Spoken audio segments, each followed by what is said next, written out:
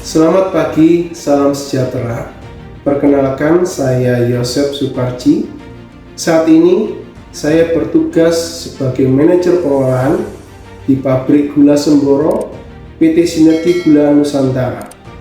Pada kesempatan ini saya akan memberikan overview terkait modul PLDB 2 terkait manajemen bisnis. Manajemen bisnis, konsep bisnis dan profit. Bisnis merupakan sebuah organisasi yang menyediakan barang atau jasa untuk mendapatkan keuntungan.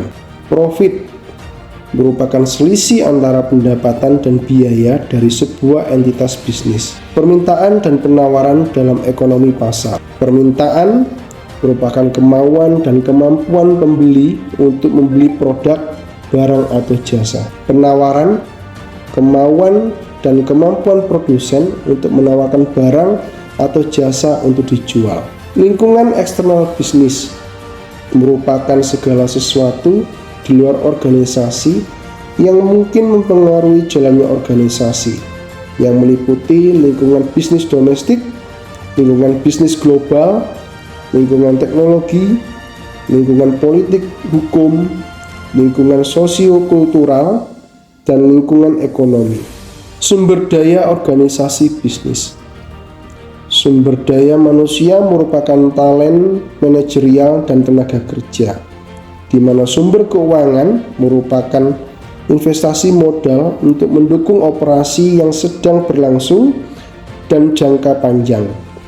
Aset fisik merupakan bahan baku, kantor, dan fasilitas produksi. Informasi, data yang dapat digunakan.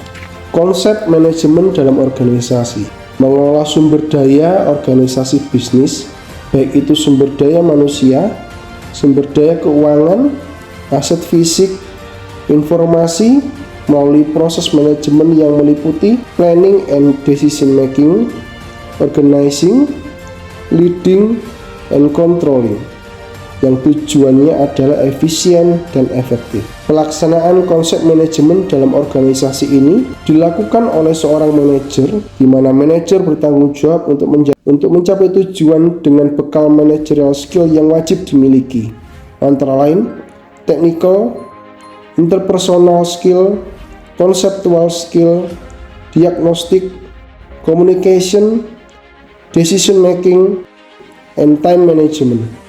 Tipe-tipe manajer berdasarkan level: top manager, middle manager, dan first line manager. Sedangkan berdasarkan area: marketing manager, financial manager, operation manager, human resource manager, administrative manager, dan other kind of manager. Selain itu, seorang manajer harus paham terkait anggaran operasional yang kegunaannya menyelaraskan dengan rencana strategis sebagai bentuk koordinasi, bagian dari pertanggungjawaban, dan yang terakhir sebagai dasar evaluasi kinerja, di mana anggaran itu sendiri merupakan salah satu jenis dari planning, rencana tertulis mengenai kegiatan suatu perusahaan dalam bentuk angka-angka, alat manajemen untuk mencapai tujuan. Seorang manajer wajib berpikir secara sistem, karena organisasi adalah sebuah sistem dengan satu disiplin yang melihat fenomena secara keseluruhan dan menekankan kepada kerangka pikir berkaitan. Selanjutnya,